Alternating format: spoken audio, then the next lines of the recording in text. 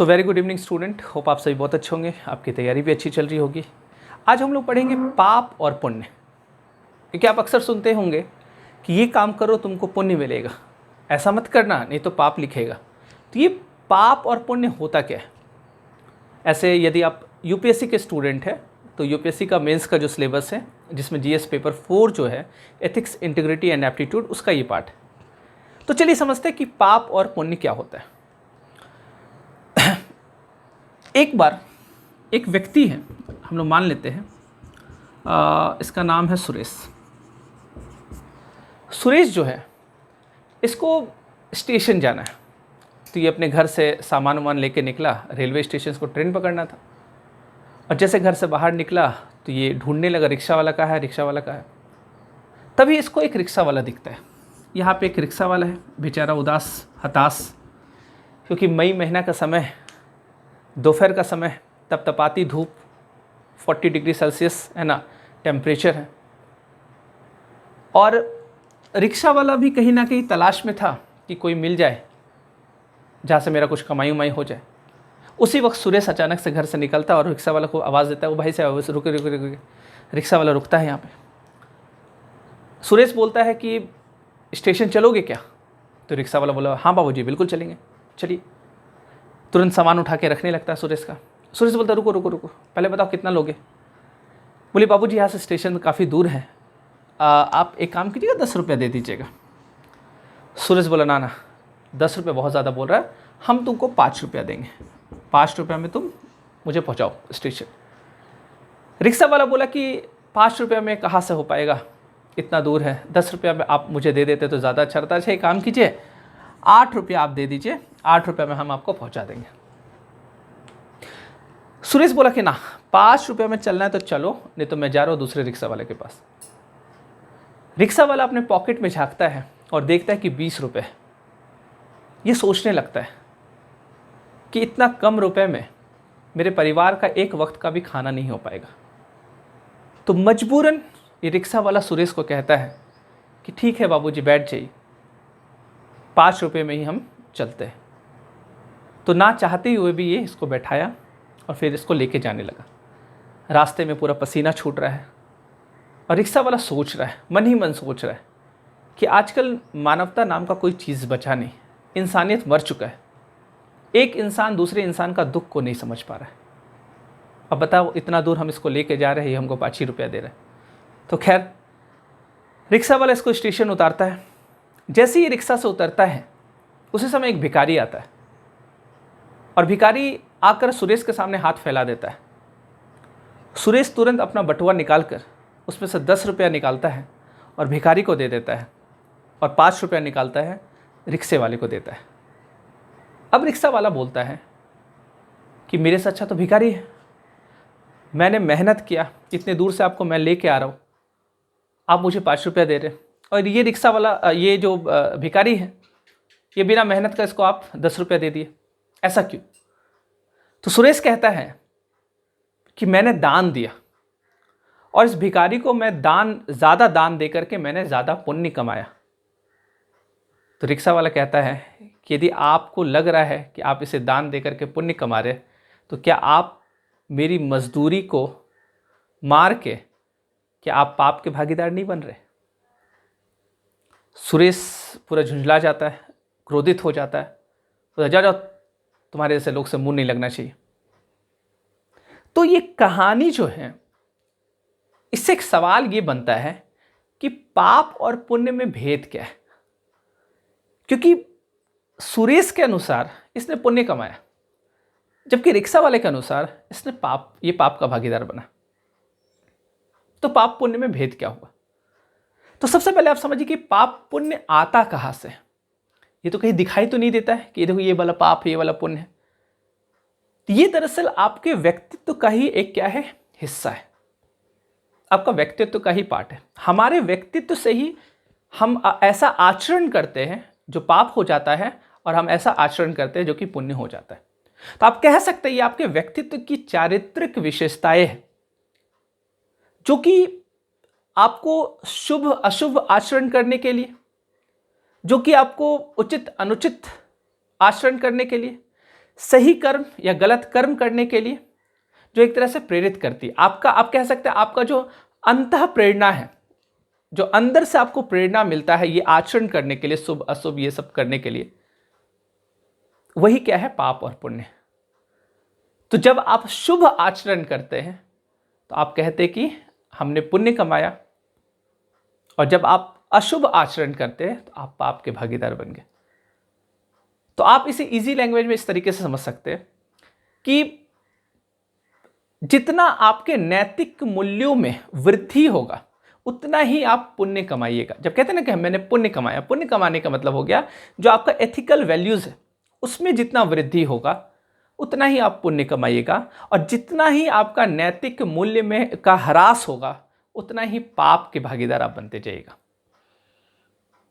तो इसका जो अर्थ होता है यही होता है कि जितना आप शुभ कर्म करिएगा, उचित कर्म करिएगा, सही कर्म करिएगा, तो आपको पुण्य मिलेगा। तो जैसे आपको पुण्य मिला तो आपका नैतिक मूल्य क्या हो गया? में वृद्धि हो गया। तो आपके व्यक्तित्व का जो नैतिक मूल्य में वृद्धि हुआ तो आप कहेंगे कि मेरा है ना पुण्य का संख्या क्या हो गया? बढ़ गया। और जैसे आप क्या कीजिएगा? अशुभ काम कीजिएगा, कोई गलत कार्य करिएगा, तो आपके नैतिक मूल्य में क्या होगा? ह्रास होगा।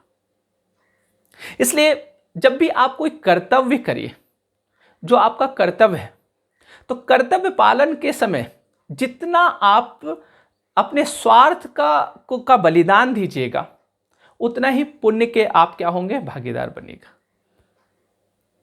तो कर्तव्य करने के समय आपको क्या करना है? अपना स्वार्थ का क्या करना? बलिदान देना। यदि आपको लग रहा है कि जो आप काम करने जा रहे हैं वो अनुचित है, वो गलत है, लेकिन उसके बावजूद आप किसी व्यक्ति को ठेस पहुंचा रहे हैं या उसको हानि पहुंचा रहे हैं, तो आप उतना ही क्या होंगे? पाप के भागीदार बनेगा। तो ये पाप और पुण्य में क्या होता है? तो आप कह सकते हैं कि शुभ आचरण पुण्य है, अशुभ आचरण पाप है। इसी क्रम में मैं आपको एक चीज और बताता हूं। गांधी जी ने 1925 में यंग इंडिया में 7 सामाजिक पाप की चर्चा की थी। तो गांधी जी के अनुसार 7 सामाजिक पाप क्या है वो मैं आपको बता देता हूं। पहला उन्होंने बताया था बिना सिद्धांत के राजनीति। यदि आप राजनीति करते हैं, आपका कोई प्रिंसिपल ही नहीं, कोई सिद्धांत ही नहीं है, तो वो पाप के कैटेगरी में आएगा। दूसरा गांधी जी बताए थे कि बिना काम के धन, यदि आप इस प्रकार से धन कमाते, जो बिना काम करे आप धन कमा रहे, आप क्या करें? किसी से रंगदारी ले रहे, किसी को आप थ्रेटनिंग दे रहे, तुम ऐसे पहुंचाओ पैसा नहीं तो तुमको उड़ा देंगे, ऐसे कर देंगे। आप कोई काम नहीं करना चाह रहे और बिना काम का आप क्या करें? धन कमा रहे, तो वो पाप है। आप काम करके जितना आपने काम किया उतना आप धन लीजिए, तो वो पाप नहीं है। तो गांधी जी के अनुसार बिना काम के धन वो सामाजिक पाप में आता। तो पहले मैंने आपको बताया बिना सिद्धांत के राजनीति। दूसरा गांधी जी के अनुसार बिना काम के धन। तीसरा है बिना अंतःकरण के सुख। मतलब ऐसा सुख भोग ना करें आप जिसमें अंतःकरण आपको इजाजत ना दे, आपका कंसाइंस, जिसको मतलब वॉइस ऑफ कंसाइंस, इजाजत ना दे। आपने क्या किया? दूसरों को लूट लिया और आप एकदम सुख भोग करें, घर में एसी लगा लिए, पंखा लगा लिए, घर में एकदम टाइल्स वाइल्स लगा हुआ है, गाड़ी रखा हुआ है घर में, लेकिन सारा धन जो आप कमा रहे हैं सब लूट के कमा रहे। तो आप सुख तो कर रहे, लेकिन वो जो सुख है वो उसका आपका अंतःकरण उसके लिए कहीं ना कहीं वो इजाजत नहीं दे रहा। तो बिना अंतःकरण के सुख वो भी क्या है? पाप है। तो एक हो गया बिना सिद्धांत के राजनीति, दूसरा हो गया बिना काम के धन, तीसरा हो गया बिना अंतःकरण के सुख। चौथा क्या है? तो चौथा गांधी जी बताते हैं कि बिना चरित्र के ज्ञान, अगर आप ऐसा ज्ञान अर्जित करते जिसमें चरित्र ही नहीं है, मतलब कैरेक्टर ही नहीं है, जैसे हम कहते हैं ना कि रावण भी बड़ा ज्ञानी था लेकिन उसका चरित्र देख लीजिए। तो अगर आपका चरित्र ही अच्छा नहीं है और आप ज्ञान अर्जित कर रहे हैं तो उस ज्ञान का कोई फायदा नहीं है। देखते बहुत सारे लोग ज्ञान अर्जित करके गलत काम करते हैं, तो उनका चरित्र है ना, तो चरित्र ही नहीं है, तो कैरेक्टरलेस वाला काम करते हैं, तो वो फिर ऐसा ज्ञान कोई काम का नहीं। तो चौथा हो गया बिना चरित्र के ज्ञान।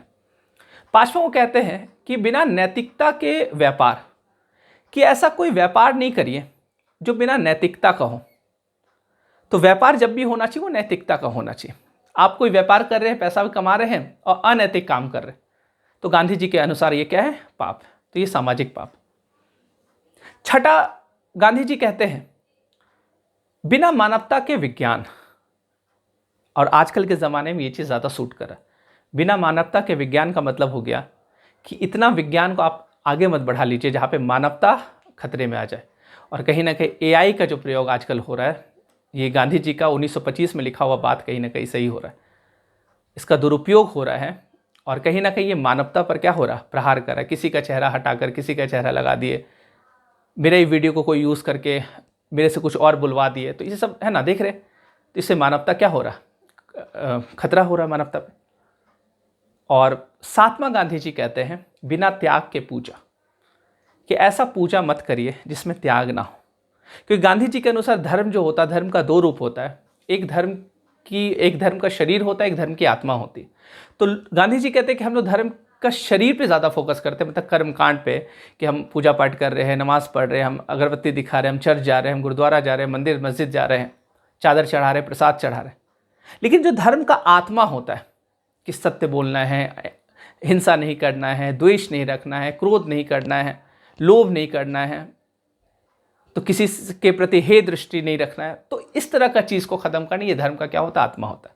तो आप पूजा करने निकल रहे, आप घर के बाहर निकले पूजा करने के लिए, घर में आपकी बूढ़ी माँ है, वो बेचारी खाने के लिए तड़प रही है, आप उसको बोले कि खाना दे दो। अब तुमको समझ नहीं आ रहा, अभी हम खुद भूखे, हम जा रहे पूजा करने मंदिर। अब मंदिर आप गए, ढेर सारा खाना भी लेके गए, मंदिर के बाहर जो भिखारी है उसको आपने खाना दे दिया, आपको लग रहा है कि आप पुण्य कमा रहे, लेकिन आपके घर में आपके माता पिता क्या है? मर रहे। बहुत लोग को ऐसा भी मैंने देखा है कि माता पिता को हिंसा करते हैं, उनको मारते हैं, मार के फिर वो कहाँ जा रहे हैं? बोले कि सावन का महीना है, शिव जी को जा रहे हैं जल चढ़ाने के लिए। तो उनको ये अंतर ही नहीं पता। इसलिए गांधी जी कहते हैं कि बिना त्याग का पूजा, अगर आपके अंदर त्याग का प्रवृत्ति नहीं है तो वो पूजा बेकार का। तो ये गांधी जी के अनुसार क्या है? 7 सामाजिक पाप। तो ये है पाप और पुण्य, और पाप और पुण्य का भेद। तो मिलते हैं नेक्स्ट क्लास में। आज के लिए इतना ही। Thank you so much.